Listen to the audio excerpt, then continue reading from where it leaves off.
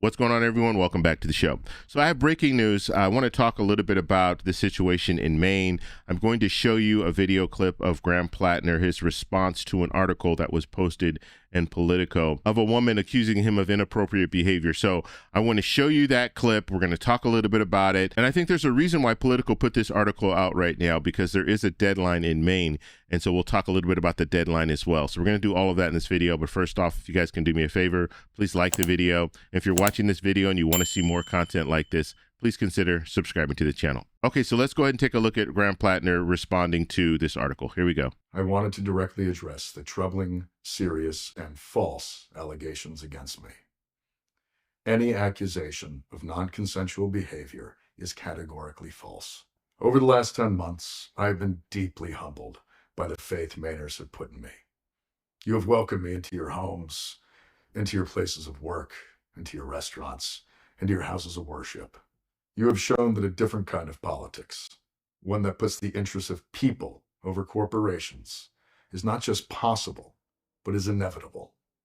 This movement we have built, the largest volunteer base in the history of Maine politics, the hundreds of thousands of grassroots donors, and the supporters across the ideological spectrum, we were united in a love of Maine, a belief that our politics must change, and a focus on defeating Susan Collins. So, regardless of the inaccuracy of the reporting, but mindful of the political reality it will inflict, we are taking the time to reflect on the best path forward for the state that I love, the people that I love, the movement I belong to, and the goal of defeating Susan Collins. Those were the goals when we launched this campaign, and they remain my goals today. On June 9th, 154,058 Mainers, the most in primary history, voted to reject a broken politics beholden to Washington and the donor class. They voted for hope, for change, to take back our economy, to take back our power, and to take back our Senate seat. Throughout it all, you never turned your back on me, and I will not turn my back on you now. Every one of you deserves to see that vision come to fruition and see Susan Collins defeated. And we will use every tool at our disposal to do so. As Maine goes, so goes the nation. As always, thank you. Okay, so that was Graham Platner there talking about the future and not really giving us too much information as far as if he is going to continue running in the future. I mean, the way that he was talking, the tone there, obviously very serious. But at the very end there, he was talking about defeating Collins, but he wasn't including himself in that as far as we are going to defeat Collins, you know, meaning I'm going to beat Collins or defeat Collins. And he also indicated that he wants to reevaluate kind of the situation and everything as far as his campaign. Anytime you hear a politician talking about they want to reevaluate or look into moving forward, that is always a bad sign.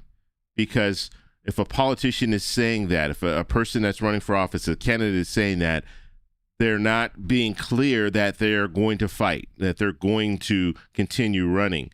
And some people, some voters in Maine are going to look at this and say, well, this person is not really sure if they want to run or not. And so that could turn some voters off. And so you wouldn't say that if you intended to stay in the race. And so we'll have to see where this goes. Now, we do have a deadline.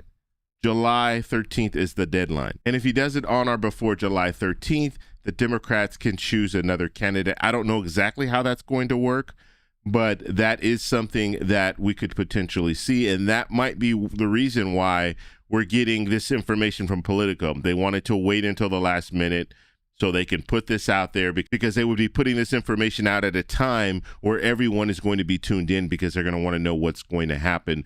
Who, you know, is Platner going to stay in the race or not? And so obviously Graham Platner has a very serious decision to make in the coming days. And when it comes to Maine, Maine is one of those states that Democrats, they would love to win, because it makes things a lot easier when it comes to taking back control of the Senate, if they even have an opportunity to.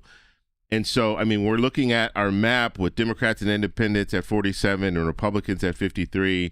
if you look, and let's just fill this in, we're not going to include Maine, but if we fill in North Carolina here, let's say Democrats are able to win in North Carolina. Let's say that Sherrod Brown is able to win in Ohio. So Democrats win in Ohio, and then they're able to knock off Alaska.